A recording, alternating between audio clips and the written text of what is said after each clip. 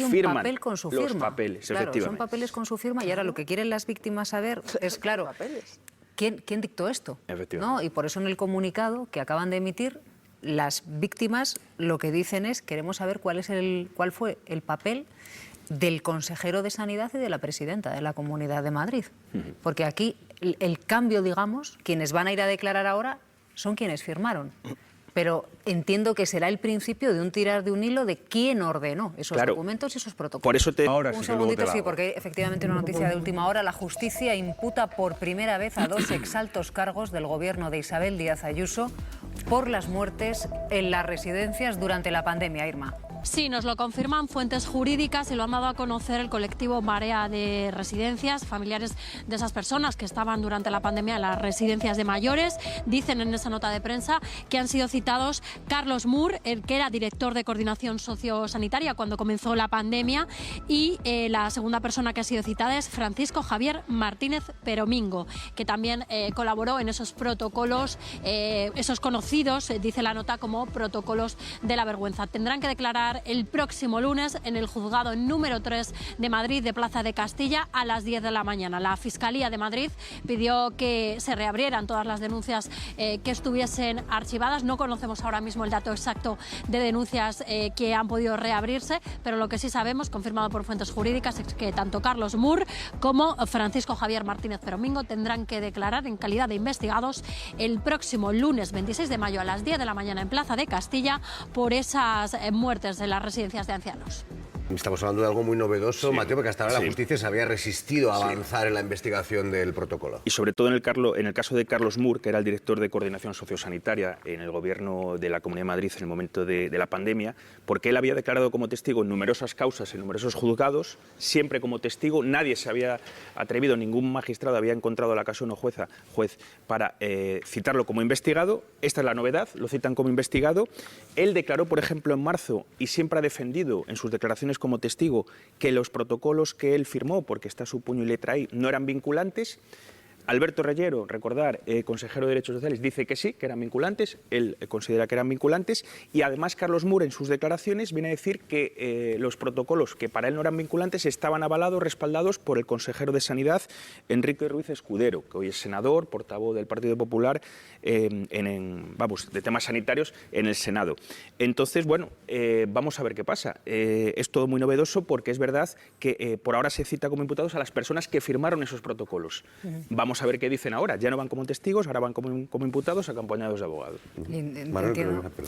Sí, bueno, ojalá se haga justicia hacia todas estas familias y hacia un caso gravísimo y intolerable que ha sucedido durante la pandemia en la Comunidad de Madrid. Y por volver a lo que decía antes, creo que este es un gran ejemplo y bueno, qué bien que salga este tema porque muestra un poco y habla de lo que estaba diciendo, de cómo en el mundo real la Comunidad de Madrid tiene una responsabilidad en todo esto que sucedió, en la muerte de 7.291 personas, pero en el mundo de la derecha mediática que trabaja para el Partido Popular, el malo era Pablo Iglesias y por eso Ayuso sigue en su cargo y ha podido pasar por encima de todo este escándalo. Y con toda la corrupción que afecta a su familia está sucediendo lo mismo. Vemos que quien va a declarar es el fiscal general y vemos a la pareja de Ayuso yendo a declarar contra el fiscal general y cómo han logrado instalar esto en la sociedad. A mí me gustaría, volviendo a ese tema, recapitular para no perder aquí el foco.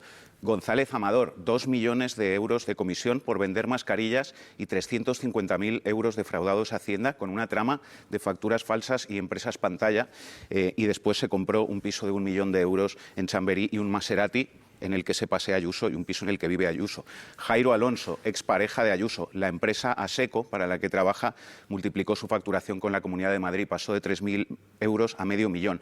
Daniel Alcázar, amigo de la infancia de Ayuso y socio del hermano de Ayuso, colocó 250.000 mascarillas con su empresa Private Sportive y después se compró un chalet de lujo en Pozuelo tras el archivo del caso. Tomás Ayuso, hermano de Ayuso, se llevó una comisión de casi 300.000 euros por vender mascarillas a la Comunidad de Madrid al triple de lo que le habían costado. Isabel Ayuso Puente, la madre de Ayuso, la Comunidad de Madrid ha adjudicado a su socio más de 1 millón de euros a dedo y 25 contratos desde que Ayuso caso preside la Comunidad de Madrid. Mientras en la Comunidad de Madrid morían miles de personas por la pandemia, morían miles de personas en las residencias y era la región con más mortalidad por COVID de Europa, Ayuso, su familia, se hicieron todos millonarios aprovechándose de la calamidad y de su posición de poder. ¿Eso cómo se llama? Se llama indecencia y corrupción, por mucha tinta de calamar que vierta el periodismo corrupto que está al servicio del Partido Popular. Bueno, muy bien. Sí. Ahora, todo eso... Muy bien. Sí, porque ahora todo eso, que políticamente puede tener una lectura, para que la tenga jurídicamente... hace falta algunas pruebas que permita establecer relaciones causales. No, Manu, después de 14 minutos relatando todos los casos de que asedian a Ayuso, déjame por lo menos acabar. Digo, faltan las pruebas que permitan concluir que hay una relación causal entre lo que mantienes y lo que supuestamente ocurrió. Y en el momento que alguien lo encuentre, si es que existe, pues entonces Ayuso irá pa'lante, como dice el que le lleva las cosas. Por volver al origen, a las notas de hoy, que es las imputaciones por esos protocolos. Respecto a las imputaciones por los protocolos, era lo que estaba diciendo antes. Balbín, esto es la primera vez que ocurre y está bien que se investiguen las cosas. Si hay alguna razón para imputar, adelante. Y si además de imputar hay alguna razón para sentenciar, pues extraordinario. Seguramente, lo mismo que está pasando con lo de la Dana, lo más terrible de todo, al menos para mí, es que, y al mismo tiempo esperanzador, es que tenga que ser, o que pueda ser la justicia, la que finalmente nos cuente la verdad de las cosas. No lo sé si ocurrirá, tanto en este caso como en el de la Dana, y que la clase política sea incapaz de asumir algún tipo de responsabilidades y que las propias comisiones de investigación, cuando se pueden hacer y cuando se permiten hacer, puedan llegar a algún sitio. Yo creo que esta es la lectura que a mí, por un lado, me da una cierta esperanza, pero al mismo tiempo me deja cierta desazón, porque esto no facilita en nada, desde mi punto de vista, la confianza en la clase política, que es la que, por otra parte, tiene que gestionar estas situaciones de crisis, tanto la del COVID como la de la Dana. Yo, perdóname, pero en este caso, sumando a lo que dices, sin querer con esto contrariarte, me parece que la duda para mí pasa por la justicia más que por la política en este caso. ¿La duda? Sí, porque yo hoy me felicito de que esto finalmente un juez decida admitirlo a trámite. Lo que me ha sorprendido todo el tiempo es que no ocurriera. O sea, el hecho, que son hechos, de que los únicos mayores que fueron trasladados a hospitales desde las residencias de ancianos de Madrid fueron aquellos que tenían seguro privado. Solo algunos de los que tenían seguro privado fueron trasladados. Los que tenían seguro público no fueron trasladados y murieron sin medicalización ninguna, porque no se medicalizaron las residencias de ancianos, a pesar de que se había prometido que se iba a hacer. Y, sin embargo, ha habido un montón de casos judiciales que los jueces han decidido no admitirlos a trámite. No había delito, Marta, no había nada que investigar. Perdóname, Julio César. Sí. A mí se me han abierto las carnes de pensar que eso no se investigaba y que un caso detrás de otro había un montón de jueces que decidían no admitirlo a trámite. Pero es que no lo entendía, no lo entendí en ningún caso. Marta. Entonces, hoy celebro que por fin, algún juez valiente haya decidido que va a investigar esto. Pero que ni siquiera digo que sentencie, digo que lo investigue. Pero vamos a aclarar que esto es importante, Mateo, ¿no? Sí. El cambio que hay, lo dicen las propias víctimas, es que hasta ahora se había investigado a directores de residencias, a médicos y que por tanto habían descartado ese proceso, ¿no?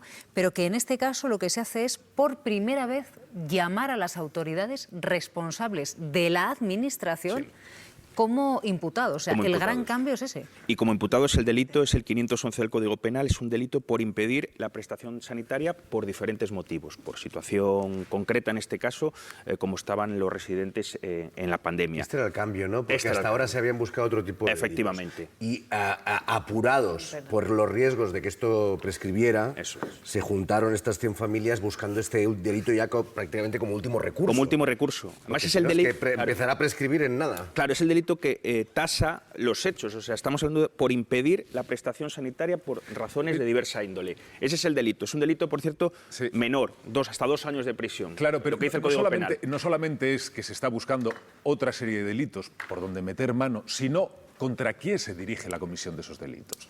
A lo mejor, igual, algunas de las que fueron desestimadas, algunas de las iniciativas judiciales que fueron desestimadas, iban a contra quien no tocaba, o contra quien alguno de los jueces que estaban viendo no consideraban que hubiera una relación clara o un indicio sólido. Sí. A lo mejor directamente si van contra la presidenta de la Comunidad de Madrid no es la mejor manera de dirigir el asunto y toca ir a otro sitio. No lo sé, insisto, yo no soy jurista. Yo tampoco, pero estamos viendo en otros casos judiciales que los procedimientos empiezan por un lado y evolucionan por otro. Sí, sí. Incluso quien parecía que estaba imputado, pues a lo mejor menos y está imputado otra gente. Claro, pero quien tiene la iniciativa judicial... en estos casos concretos, oye, se archivaban. Marta, se archivaban uno detrás de otro. Perdóname, yo... porque he estado entrevistando a familiares que han estado intentando esos procedimientos judiciales, no se entendía, Julio César, no se entendía. Y parecía que había pues una especie de pacto raro para que en ningún sitio evolucionaran estos casos, por si vaya a ser que se abran otras comunidades, por si vaya a ser, si se hace tabla rasa o no sobre esto, por si vaya a ser.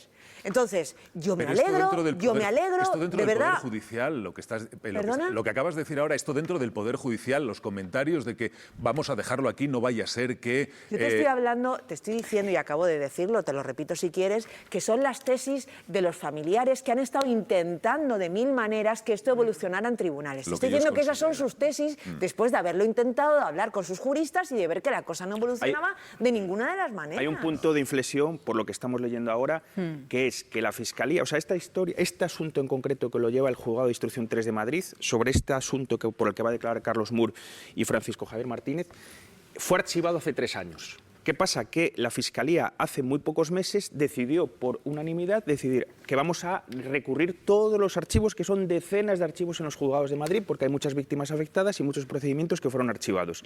Y este es el primero en el que el Juzgado de Instrucción número 3 dice, bueno, la Fiscalía ha pedido la reapertura porque verá que hay nuevos indicios y vamos a concederle, digamos, su escrito para citar como investigados a Carlos Moore y a esta segunda persona, por cierto, que también firmó los protocolos técnicos cuando dimite Carlos Moore. O sea, son las dos personas que firman papel con su firma. Los papeles, claro, efectivamente. Son papeles con su firma y ahora lo que quieren las víctimas saber es, claro, ¿quién dictó esto? ¿No? Y por eso en el comunicado que acaban de emitir, las víctimas lo que dicen es queremos saber cuál fue el papel del consejero de Sanidad y de la presidenta de la Comunidad de Madrid. Porque aquí el cambio, digamos, quienes van a ir a declarar ahora son quienes firmaron. Pero entiendo que será el principio de un tirar de un hilo de quién ordenó esos documentos y esos protocolos. Por eso te decía antes, Silvia, que Carlos Moore, hasta la fecha, en sus declaraciones como testigo solo, sus declaraciones que se han conocido porque se han publicado ampliamente, él dice que su protocolo, el que él firma, no era vinculante. Alberto Reyero dice que sí, que él estaba dentro del gobierno de la Comunidad de Madrid en ese momento. Pero es que Carlos Moore dice que era su superior el que le había, digamos, respaldado esos protocolos sociosanitarios, que era Enrique Ruiz Escudero, actual senador del Partido Popular.